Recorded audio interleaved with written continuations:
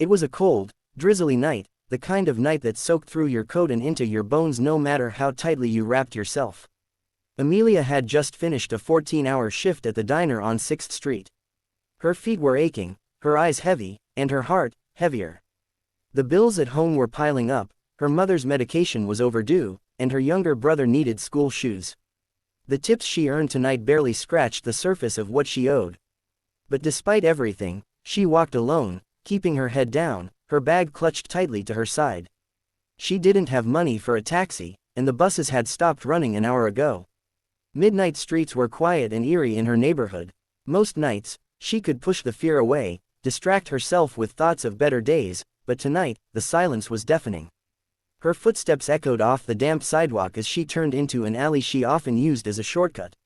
It shaved 10 minutes off her walk, and after such a long shift, those minutes mattered. She didn't notice the shadow following her until it was too late. A sudden grip tightened around her arm. She gasped, fear ripping through her chest. A man in a hooded jacket appeared beside her, his hand firm, pulling her slightly. Her first instinct was to scream, run, anything. But then he leaned in close and whispered, "Walk faster. Don't look back, just trust me." Her body froze. The tone in his voice wasn't threatening, it was urgent, serious, almost protective. Something in her gut told her not to scream. Against every instinct, she obeyed. He kept a strong but careful grip on her arm, leading her forward quickly, steering her toward the main road. "What's going on?" she asked, her voice trembling. He glanced behind them and said, "Two guys were following you. I saw them duck into the alley after you. I used to be like them, I know how they work." Her legs moved faster now, her heart pounding. She felt sick. "Are they still behind us?" she asked, looking over her shoulder.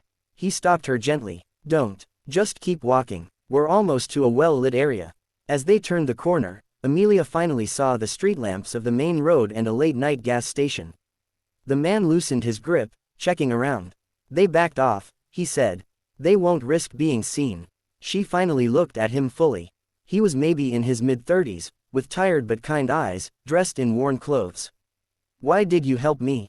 she asked, shivering from adrenaline. He looked down for a second. "Because no one helped my sister. And I swore I'd never let that happen to another girl again." That one sentence shattered her defenses. She felt tears well up. I don't know what to say," she whispered. He shook his head. "You don't have to say anything. Just be safe. Don't walk alone at night like that. It's not your fault. This world's just broken in places." His voice cracked slightly, and Amelia saw a glimpse of a man carrying more pain than he let on. "Can I buy you a coffee at least?" she offered, needing a moment to process everything. "Sure," he said softly. "It's been a long night." They sat at the gas station counter, sipping hot coffee from foam cups. His name was Elijah. He'd been homeless for a few years, doing odd jobs and sometimes sleeping behind the shelter when there wasn't space inside. But what struck Amelia most was not his situation, but his soul. He spoke with such gentleness.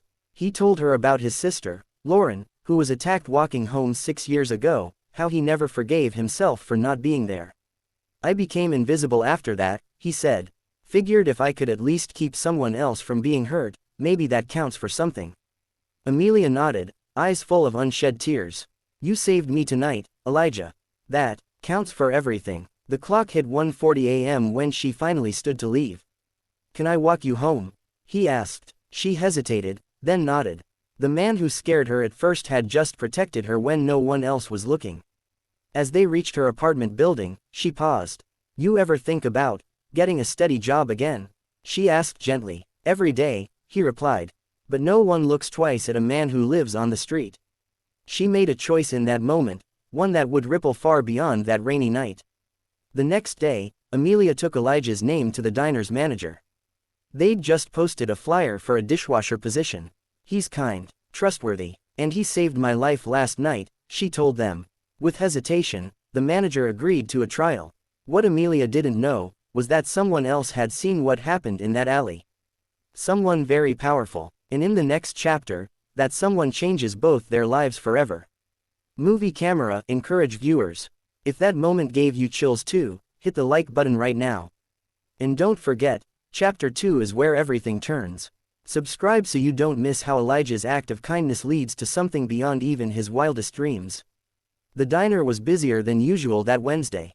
Amelia was working the morning shift this time, serving coffee with her usual quiet grace and tired smile. But something was different. Elijah was in the back, scrubbing dishes like his life depended on it. And in a way, it did. He was nervous but grateful, treating every plate like it was made of gold. Amelia had helped him shave and clean up that morning. "You've got this," she whispered before his first day began. "Just be yourself." But across the street, parked in a black Mercedes with tinted windows, sat a man in a tailored gray suit. He was watching. His name was Marcus Vale, CEO of Vale Enterprises. A man known for being one of the youngest self-made millionaires in the city, and someone who kept a very low profile. The night before, Marcus had taken a late-night drive to clear his head. His company had been in the news for laying off staff. His PR team wanted him to do a charity stunt, something to humanize him. But Marcus didn't care for appearances. What he wanted was truth. Real people. And that night, he'd seen something real. He was parked nearby when he saw a young woman walk into a dark alley. Then he noticed two men creeping after her. Just as he was about to jump out and call for help, he saw Elijah intervene, calm, protective, brave. He watched the whole thing unfold, his heart in his throat. It stayed with him. That courage, that humanity. He followed discreetly, watched them drink coffee at the gas station, and even followed from a distance to see Elijah walk her home. He couldn't sleep afterward, not because of the danger, but because of the decency. In a world where everyone wants something, Elijah had nothing, but still gave everything. So the next morning, Marcus walked into the diner. Not with an entourage, not with a camera crew. Just as a regular man. He sat at the corner booth and ordered a black coffee. Amelia served him. She didn't recognize him, why would she? But Marcus looked at her with a quiet smile. "Long shift?" he asked. "Always," she said with a soft laugh. "But I'm grateful." He asked about the diner. About the dishwasher. And when she mentioned Elijah, Marcus leaned forward slightly. "Where'd you find him?" he asked. "He found me," she said, then recounted the whole story with emotion in her voice. "He didn't just protect me. He reminded me that good people still exist." Marcus listened closely, his heart heavier with every word. Then, without saying more, he paid his bill, leaving a $500 tip. The next day, Elijah received a call from a private office. "Mr. Vale would like to meet with you," they said. Elijah was stunned. "I don't even own a suit," he replied. "Doesn't matter," the woman said. "He saw what you did. That's all that matters." When Elijah walked into the sleek office building, he felt wildly out of place. But Marcus rose from his chair and extended his hand. "You saved someone important to me last night," he said.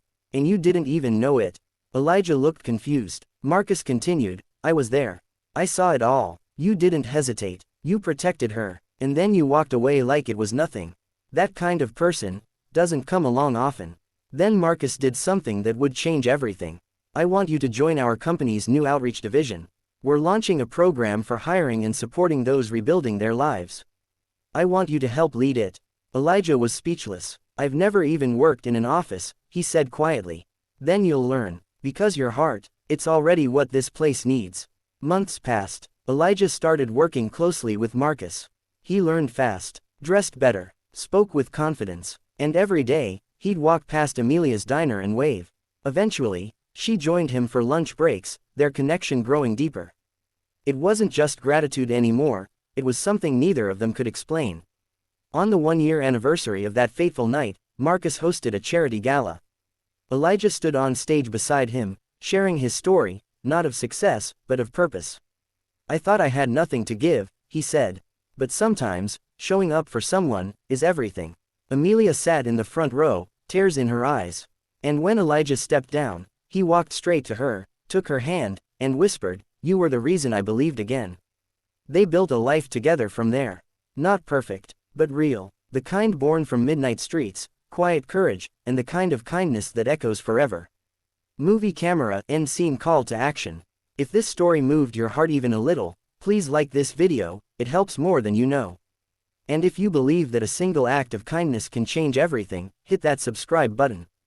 Because more stories like this are coming your way soon. Yellow heart.